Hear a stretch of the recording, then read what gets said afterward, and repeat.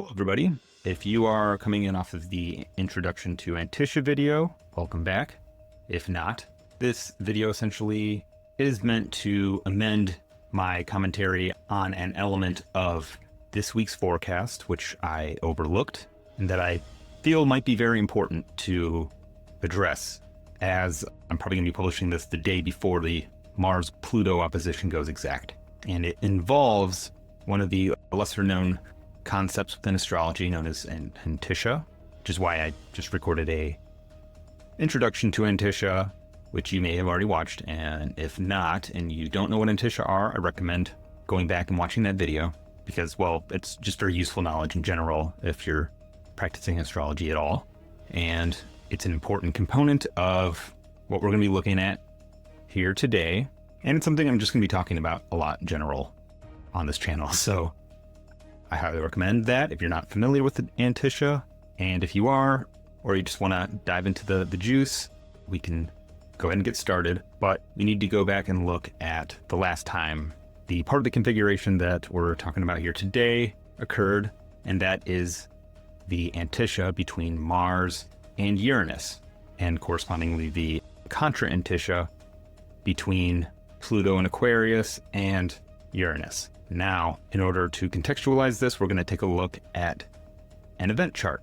And the event in question that we are looking at is the chart for the shooting of Brian Thompson, an executive for a health insurance company who was shot on the streets of New York by Luigi Mangionei on December 4th, 2024. And if you were looking at this chart, one of the things you might notice is Mars in Leo, about to station retrograde. It's about 2 days away from stationing, which tends to be a very poignant and, we'll say, loud moment within any planet's cycle. The points around which they station, there's a sort of stillness and a sort of exclamation point around those planets. They tend to express themselves very loudly. And in this case, we do have a very Mars and Leo kind of scenario, right? This is a very public act of violence. It was an attack on a person within a position of power, a large insurance company executive. But this is also an attack which was meant to be seen, meant to gain publicity. Luigi Mangionei had inscribed on each of the 3 bullets that he shot Brian Thompson with, I believe it was delay, deny, depose, or delay, defend, depose. In any case, it was very clearly meant to send a message. It was an attack that was meant to gain attention. And if you were looking at this configuration and looking at Pluto down here at 0 degrees Aquarius, opposing Mars, but kind of within a wider orb, and you might think that Pluto might have something to do with this, right? And you would be right. This certainly speaks to themes which are very relevant to Pluto and Aquarius and what this next 20 years or so are going to be about. We have a public act of violence against a figure in power by or on behalf of marginalized or disempowered groups. Aquarius, right? Pluto and Aquarius. Much of what Pluto and Aquarius is going to be about is this kind of generating fear within the popular imagination, which emanates from fringe elements of social and political outcasts, of the silent majority, and perhaps the most likely to be threatened by this movement would be the sign opposing Pluto, Leo, so opposing central authority figures, those who are currently in power. Pluto and Aquarius wants to take power out of the hands of central authority and disperse it to the masses, right? Or to disperse it to a more decentralized vision of the future. So the visibility of this public act of violence, right, gained a lot of attention and actually gained a lot of popular appeal amongst those who have been on the receiving end of those in power, of those on the top of the pyramid, while simultaneously generating fear amongst those who are in positions of power, who are established in places of central authority. You know, we get a lot of Mars in Leo opposing Pluto and Aquarius here, but I don't think you would get nearly as much of the story if you weren't bringing into the picture Uranus at 24 degrees of Taurus in the third decan of Taurus, which is relevant, but also within orb of a conjunction with a fixed star with a rather infamous reputation. Perhaps you've heard of her. It's Algol. And if you watched the deep dive Joe G and I did on Algol, you might recall that Algol often speaks to abuses of power or civilization as a mechanism of exploitation. We get these themes around the civilized order trying to subdue or oppress or suppress the more raw, primal, animalistic elements of human nature and keep them under wraps. And that's what civilization is really about. It's trying to elevate humanity so that we're not all clubbing each other who forgot to dig the latrine ditch last night or over our common disagreements, right? That's why we have laws. That's why we have systems of justice to formalize this process, to make it less messy, to make it more fair. And these are systems based on the mind of things that we create in our minds, which is great, right? We love those things most of the time. But also sometimes those systems become exploitive themselves. They become more elaborate mechanisms of systemic violence, where instead of Joe clubbing his neighbor Brian to death because he wants Brian's lawnmower, it's nations co-opting their populations to attack and kill the people of other nations because our nation wants their resources, right? Sometimes civilization can become an even more ugly monster than what any one individual is capable of being. So often you'll see Algol sort of exposing that nature within larger structures, but also in pointing to the kind of natural reaction to when you're being oppressed or exploited, which is to go medieval, to lash out, say, fuck this, I don't need to submit myself to this. I'm just gonna conk you on the head now and walk away from whatever this game is that we're playing. And I think while there's some overlap between maybe what Pluto and Aquarius want to do, we get that a lot more specifically with Uranus on Algol in this relationship with Mars in Leo. Furthermore, we get ingredients in this situation from Uranus's position in the third decan of Taurus that we really wouldn't get otherwise. In the third decan of Taurus, it's a decan associated with the Seven of Pentacles, and we get a guy, probably a farmer. He's watching his pentacles grow.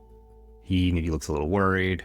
He's done everything he can, but now he's waiting to see if his crops will bear fruit or if nature has other plans. In 36 Faces, Austin Coppock calls this decan a string of prayer beads, and essentially outlines this decan as a place where we're trying to offset or mitigate the potential for unforeseen events to disrupt our usual plans, our attempts at maintaining stability.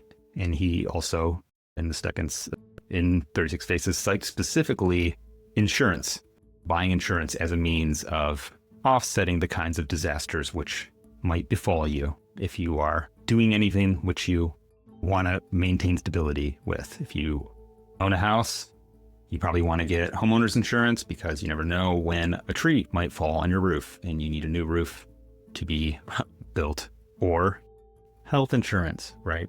And it's something I've seen show up over and over again with Taurus 3 is the theme of disaster prevention, fire protection.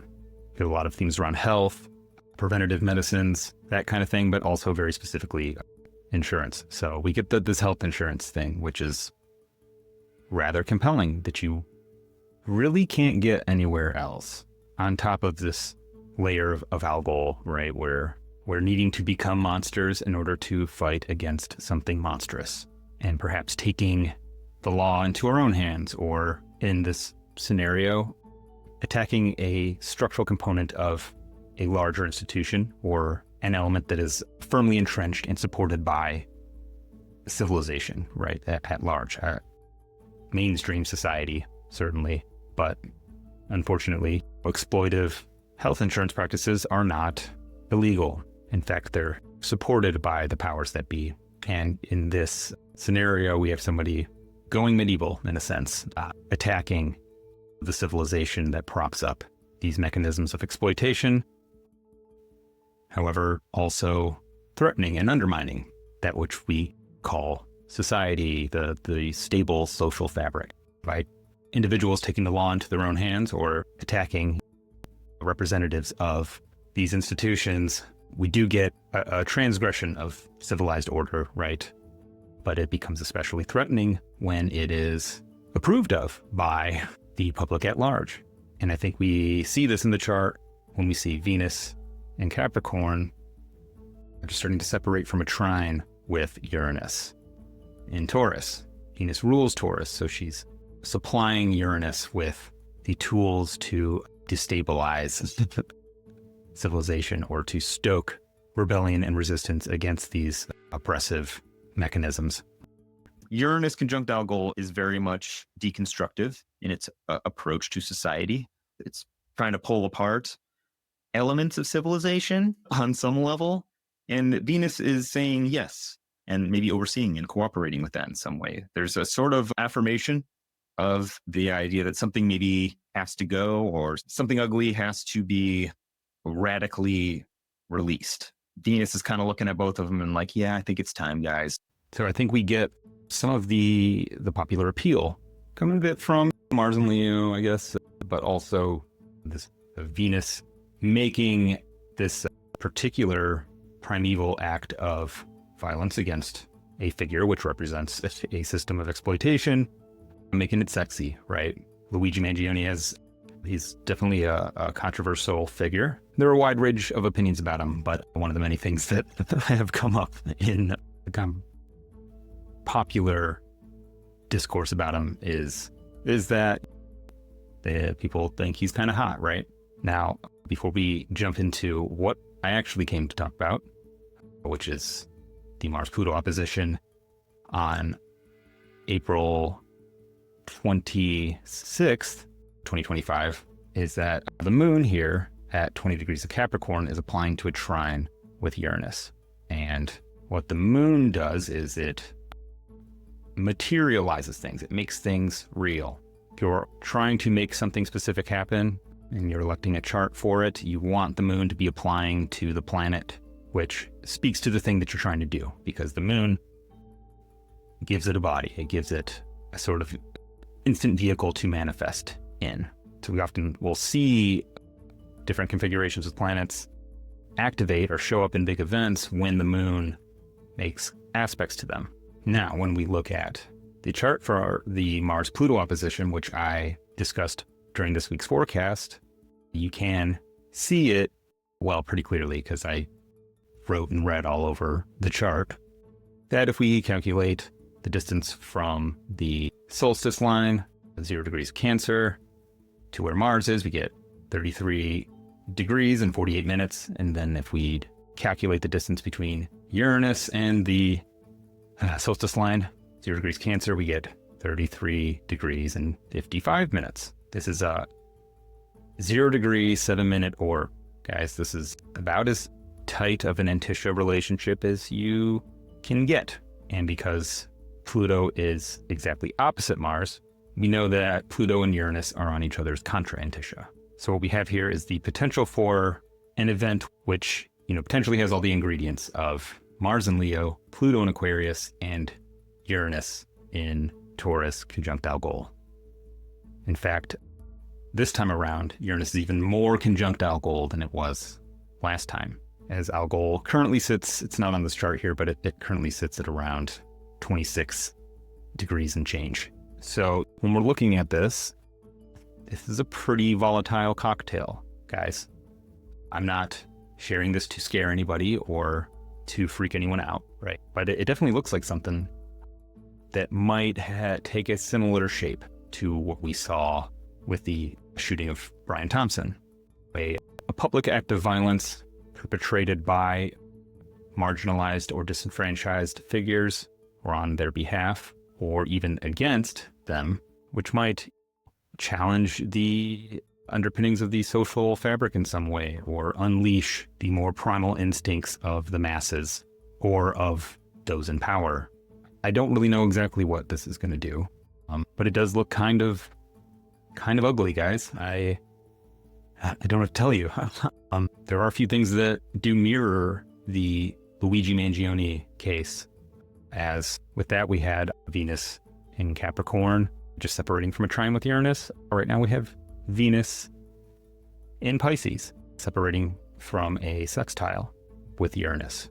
So lending her power to Uranus, supplying it with the tools Uranus needs to destroy civilization or foment revolution around systems of exploitation and injustice, perhaps adding some glamour to that event in some way.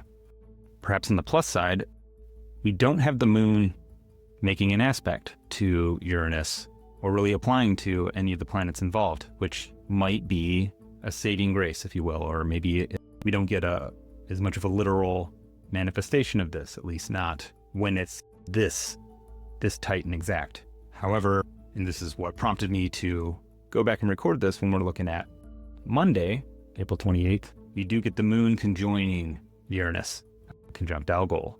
And now the moon is also beginning to gain in light. Doesn't have a lot of light yet, but it's growing, so it's more suited to making things manifest, making things visible and literal in the world. But now it's a little bit of a wider orb. The Mars, or the antiscia between the moon and Uranus and Mars and Leo is a little bit wider now, and some who use antiscia require the orb to be within 1 degree. Others go with a wider orb of 3 degrees or so.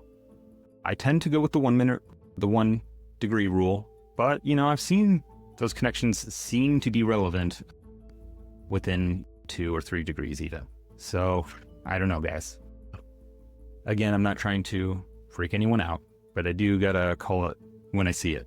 So I hope that if you do have placements around early Leo, early Aquarius, late Taurus, don't freak out. It's really not a reason to panic, but you do maybe just want to keep your eye out. It might be a better time to lay low or just be a little more cautious, but often what this kind of stuff tends to show up as is it might just feel more tense or more stressful. We'll feel it usually more emotionally. So don't lose your head, right? I have Mercury conjunct Algol. I'm not panicking about it. I am talking about it. And perhaps that's what this transit means for me. And perhaps that's a way that you can work with this transit. Is if it's really on top of your stuff, try to give it a voice. Give it a place in your life to show up that is not destructive. And with that, I'll wrap this up. Let me know what you guys think of this. Do you guys see anything happening in the world that resembles what we're talking about here? Do you see something in your life that's kind of showing up, that's taking on this sort of shape? Do you think there's something that I missed? Or do you have another perspective on it? So anyway, good luck, guys. Thanks for watching. Stay safe, and I will see you next time.